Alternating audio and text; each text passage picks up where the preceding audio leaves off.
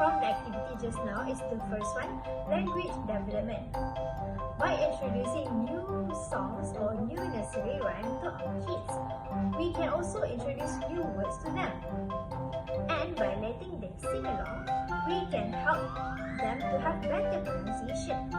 Besides, they also learn on how to do good sentence structure. Benefit number 2 is sequencing.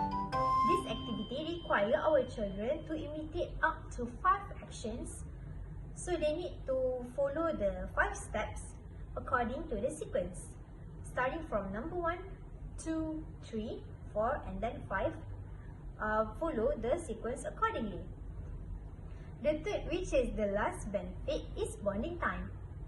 Having a time to sing and dance with your kids helps to create a very strong core memory that is unforgettable. It also helps to strengthen the bond between parents and children. So, parents, what are you waiting for? Let's grab your mic, turn up the volume, sing and dance together with your children.